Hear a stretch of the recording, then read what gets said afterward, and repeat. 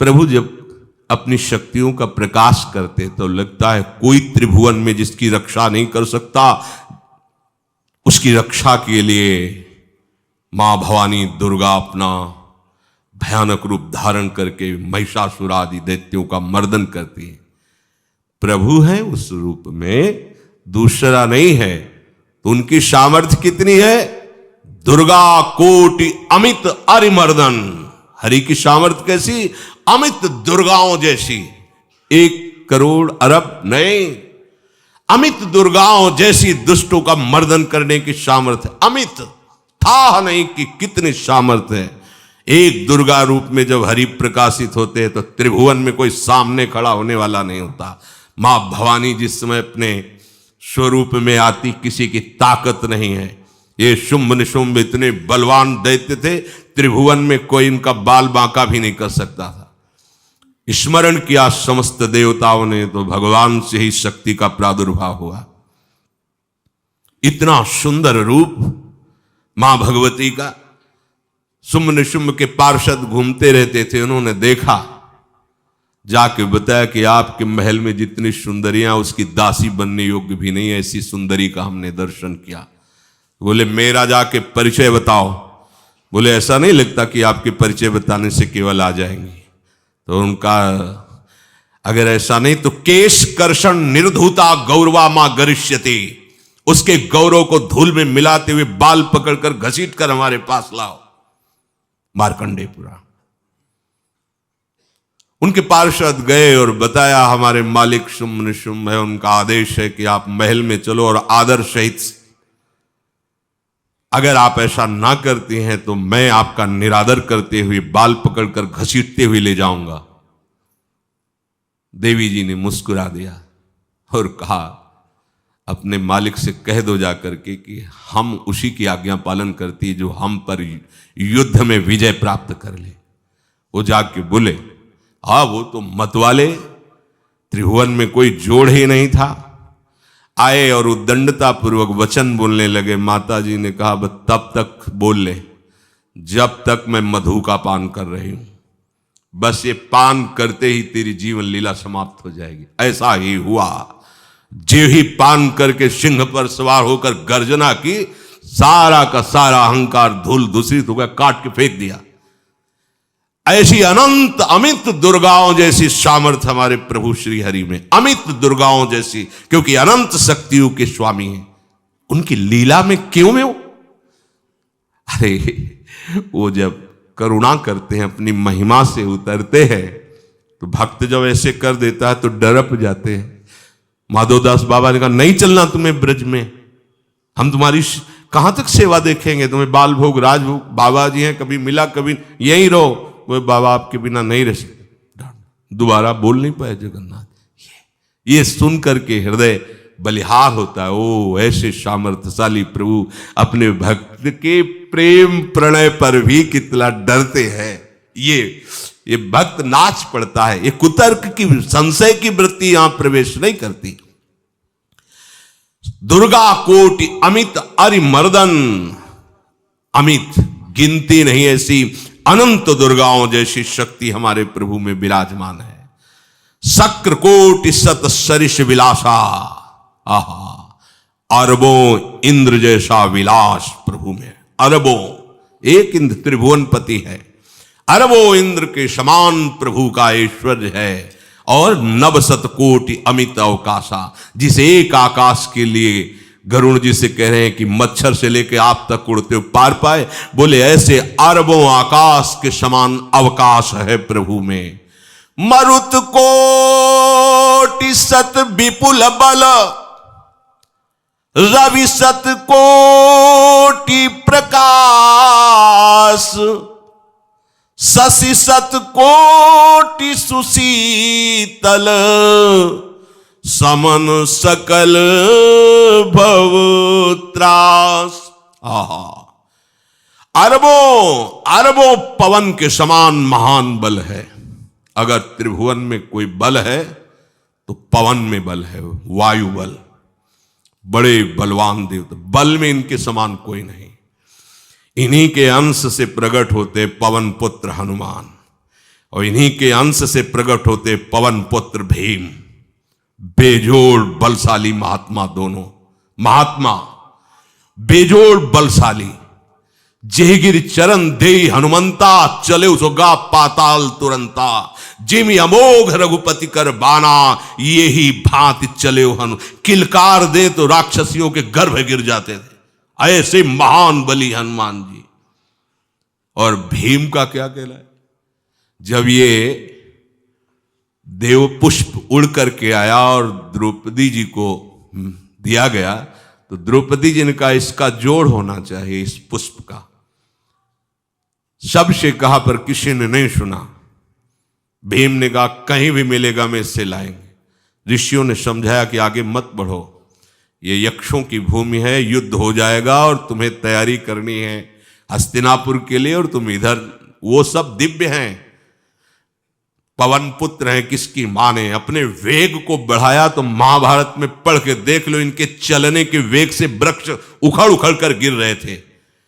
ऐसे जब चल रहे थे तो चलने के वेग से वृक्ष उखड़ जाते थे भीम के। तो हनुमान जी ने सोचा किसी के समझाए तो समझेंगे नहीं, तो आगे पवन पुत्र ही बैठ गए, बूढ़े बानर का वेश लेकर, लंबी पूंछे से। मार्ग में मर्यादा है, किसी पशु को भी नहीं लांघना चाहिए। विवेकवान उपासक ऐसा नहीं कि कोई सो रहा है पशु भी आप उसे लांघ जाए, ऐसा नहीं। जो विवेक है, जो मर्यादा है, वैसे किसी सोते हुए को लांघना नहीं चाहिए। उन्होंने कहा है वृद्ध बानर, ये अपनी पूंछ हटा ले और मार्ग दे दे, इस समय मैं विशेष कार्य के लिए जा रहा हूं। तो उनका जब कह ही दिया है वृद्ध, तो आप समझ ही रहे होगे कि वृद्ध में क्या ताकत होती। अब मेरी ताकत पूंछ हटाने की नहीं रह गई है, आपने तो वृद्ध ही कह दिया है, तो आप समझ रहे हो ना, आप पूंछ हटा लीजिए। कहा हमारी आज्ञा की अवहेलना करे, ऐसे उठी नहीं, दोनों हाथ लगाया, नहीं उठी, पूरी ताकत लगा दी। पवन पुत्र भीम की पूरी ताकत लग गई, पूछ जरा से भी नहीं ली। हाथ जोड़ के खड़े बोले हम समझ गए हमारे बड़े भ्राता आप हनुमान जी हैं, क्योंकि ऐसा कोई बानर सृष्टि में पैदा नहीं हुआ कि मैं उसकी पूंछ ला हिला सकूं। मैं समझ गया। तो मुस्कुराए और बैठ के बोले हमारी आज्ञा मानो, इस मार्ग में मत जाओ, ये देव मार्ग है। ऐसे ऐसे सिद्ध हैं कि आपका अपराध बन जाएगा, आप शाप से युक्त हो जाएंगे, इसलिए मैं आपको मना। बोले प्रभु जब आप कृपा करके आए हो तो हमें वो रूप दिखा दो जो लंका में आपने रूप दिखाया। बोले मत उस बात की चर्चा करो, रहने दो। बोले प्रभु एक बार देखना चाहता हूं कि मेरा बड़ा भाई कितना बलवान है। हनुमान जी ने कहा फिर देख लो। कनक भूधराकार शरीरा, समर भयंकर अति बल। कांप गए भीम जी, हाथ जोड़ बोले भैया नीचे। स्वर्णिम कांति, वो भयानक उनका रुद्र रूप, कांप गए भीम, कांप गए। वायु में अगर बल में देखा जाए तो सबसे ज्यादा वायु बलवान है। भगवान कैसे है? मरुत कोटि सत विपुल बल, अरबों वायु जैसी महान ताकत हमारे प्रभु में है, संशय नहीं। वो अगर छोटी सी कार्य के लिए सहयोग लेते हैं, ए उठवा दो, ऐसा कर, भक्तों के साथ वो विनोद करते, लीला करते, नहीं उनमें बल कितना है। ऐसे पवन पुत्र हनुमान जिनके चरणों को ऐसे गोद में लिए रहते हैं। एक उपनिषद में चरित्र आता है कि असुरों पर विजय प्राप्त करने के कारण देवताओं को गर्व हो गया और सभा में नृत्य गान चल रहा था। भगवान जब किसी पे गर्व करते हुए देखते हैं तो उनको अच्छा नहीं लगता। फिर सृष्टि के विधान के प्रधान अधिकारी जब देवतागण और देवराज इंद्र और उन्मत्तता, विजयश्री में उन्मत्तता आ जाती है, तो भगवान ने एक यक्ष का रूप धारण किया और सभा के प्रधान द्वार पर दिखाई दिए। देवराज इंद्र ने कहा कि पता लगाओ ये कौन है, बिना आज्ञा के बिना सूचना के कैसे आ गया ये, क्योंकि त्रिभुवनपति है ना। अग्नि देवता ने कहा मैं जाता हूं, पता लगा के आता हूं, क्योंकि किसी बलवान का परिचय पूछने के लिए निर्बल को नहीं भेजा जाता। अग्निदेव गए और कहा आप अपना परिचय दीजिए, कौन हो और यहां कैसे आए हो। तो उनका परिचय लेने के पहले हम आपका परिचय जानना चाहते हैं, आप कौन हो। उन्होंने कहा कि मैं अग्निदेव हूं। सामर्थ्य आपकी, त्रिभुवन को उपले की तरह भस्म कर सकता हूं। मैं समस्त प्राणियों के उदर में बैठकर अन्न और जल का पचाकर जीवन दान देता हूं, जीवन पोषण करता हूं। अच्छा, एक तिनका फेंका, हम तुम्हारी बात तभी प्रमाणित, ये उपनिषद की बात, हम तुम्हारी बात तभी प्रमाणित मानेंगे जब तुम इस तिनके को जला दोगे। अब कोई अग्नि देवता से तिनका जलाने की बात कहे, सहज में दृष्टि डाली, कुछ नहीं हुआ, पूरा पावर लगा दिया। यक्ष जी ने मुस्कुरा कर कहा तुम तो कहते थे पूरे त्रिभुवन को उपले की तरह जला दूंगा, अब गिरीवा झुकाई पहुंचे। देवराज इंद्र ने कहा कौन है। बोले असमर्थ रहा उनका परिचय जानने में, वायु देवता। आप अपना परिचय बताइए। तो आप अपना परिचय जो आए हो तो हमें पहले बताओ, तब हम अपना परिचय दें। तो उनका मैं महान देव वायु हूं। बल आपका, संपूर्ण जीवों का जीवन हूं। अगर मैं रुक जाऊं तो एक भी क्षण सृष्टि टिक नहीं सकती, क्योंकि सब वायु से जीवित है। और मैं पूरे ब्रह्मांडों को तिनके के से उड़ा सकता हूं। ये तिनका है, उड़ाओ। पूरी ताकत लगा दी वायु देवता ने, तिनका नहीं उड़ा। ग्रीवा झुकाई, वापस चले गए। अब देवराज इंद्र उठे, जे ही नजदीक पहुंचे यक्ष अंतर्धान हो गए और देखा साक्षात ब्रह्म विद्या, दूर से मूर्तिमान ब्रह्म, और डांट लगाई कि तुम उनसे संभाषण करने योग्य भी नहीं हो, क्योंकि तुम सबसे बड़े सिंहासन पर बैठे हो और अहंकार करते हो। तुम्हारे देवता सब सामर्थ्यहीन है, एक तिनका भी अग्नि नहीं जला सका, एक तिनका भी वायु नहीं उड़ा सका। अरे जिनकी शक्ति से शक्तिमान वो भगवान स्वयं आए हुए थे, कांप गए देव। अहंकार मत करो, जाओ। भगवान के बल से तुम विजयी हुए, देवताओं के बल से नहीं। देवताओं में जो शक्ति है वो उन्हीं के अंश से आई हुई है। अरबों वायु के समान महान बलशाली हमारे श्री हरि, अरबों सूर्यों के समान उनका प्रकाश, अरबों सूर्यों के समान प्रकाश, अरबों चंद्रमाओं के समान सुशीतलता, समस्त भयों और दुखों का नाश करने वाले प्रभु श्री हरि। काल कोटि सत सरिसती, दुस्तर दुर्ग दुरंत, धूम के तु सत कोटि सम, दुराधरस भगवंत। अरबों कालों की सामर्थ्य, अरब नहीं अरबों कालों की सामर्थ्य भगवान, एक काल अनंत ब्रह्मांडों में तांडव मचाए रखा है। अरबों काल, अमित बलशाली, अत्यंत दुस्तर, दुर्गम, दुरांत, कौन? प्रभु श्री हरि।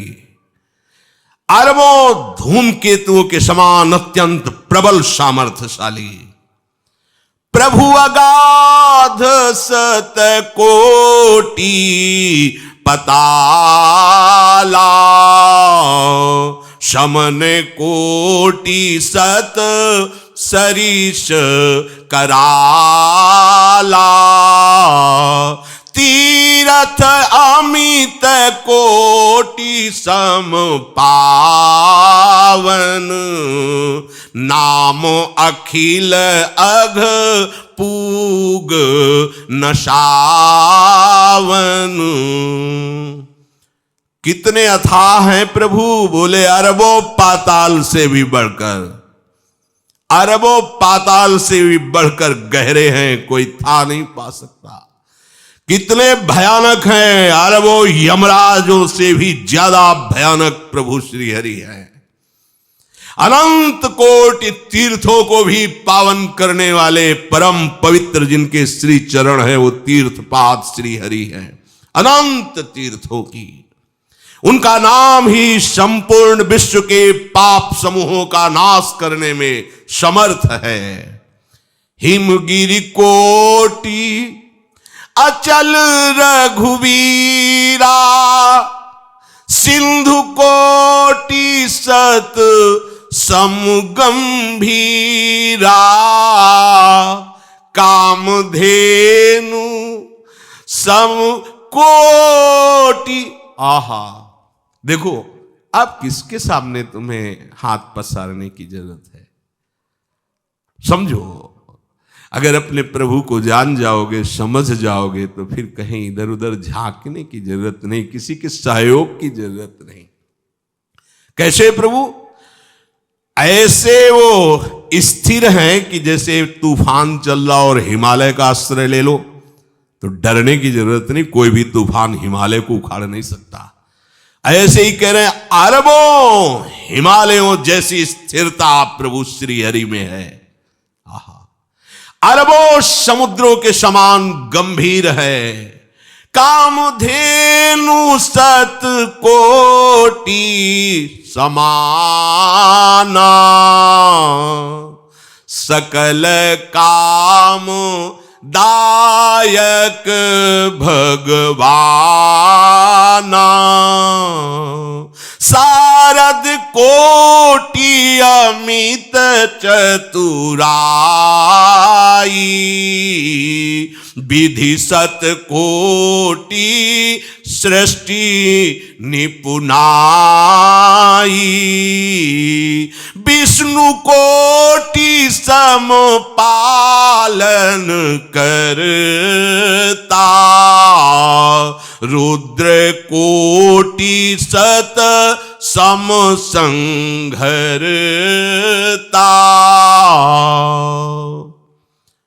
अरबों कामधेनुओं के समान प्रभु श्री हरि हैं। एक कामधेनु मिल जाए तो निहाल हो जाए। है हमारे श्री हरि कैसे? अरबों कामधेनुओं के समान है। इच्छित कामनाओं की पूर्ति कर दे उसे कामधेनु कहते हैं। प्रभु में कितनी चतुरता है! अनंत कोटि सरस्वतियों की एक सरस्वती ब्रह्मांडों का संचालन करती है, बुद्धि के अधिष्ठात्र देवी हैं। और यहां क्या, हमारे श्री हरि अनंत कोटि सरस्वतियों की चतुराई समाई हुई है। अरबों ब्रह्माओं के समान सृष्टि रचने में समर्थ। एक ब्रह्मा प्रकट कर दिया, ये वैभव प्रकट हो गया। अरबों ब्रह्माओं जैसी सामर्थ सृष्टि रचना की प्रभु में है। आहा, और अरबों विष्णुओं के समान पालन करने की सामर्थ्य प्रभु में है। अरबों शंकर के समान संहार करने की सामर्थ्य प्रभु में है। धनद कोटि सत सम धन वाना, माया कोटि प्रपंच निधाना, भार धरन सत कोटि अहिसा, निरवधि निरूपम प्रभु जगदीसा। अरबों कुबेरों के समान धनवान है। अरबों मायाओं के समान सृष्टि करने में सामर्थ्यशाली है। अरबों शेष भगवान के समान अनंत भार उठाने में समर्थ है। जगदीश्वर प्रभु श्री हरि की कोई उपमा, कोई सीमा नहीं है। ये उपमा रहित और सीमा रहित है। निरुपम न उपमा आन राम समान, राम निगम कहे, जिम कोटि सत खद्योत समु, रवि कहत अति लघुताल है।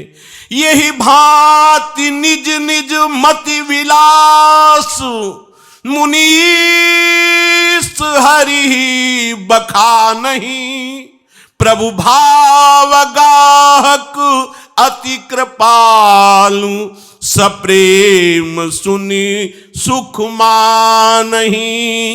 प्रभु भाव गाहक अति कृपालु, सप्रेम सुनि सुख मानहि। प्रभु श्री हरि उपमा रहित हैं, उनकी कोई अनंत ब्रह्मांडों में किसी से उपमा नहीं दी जा सकती। प्रभु के समान केवल प्रभु हैं, ऐसा वेद कहते हैं। अरबों जुगुनियों के समान यदि सूर्य को कहा जाए तो सूर्य का अपमान होता है, सम्मान नहीं। ऐसे ही जो अभी तक वर्णन किया गया उसको समझो।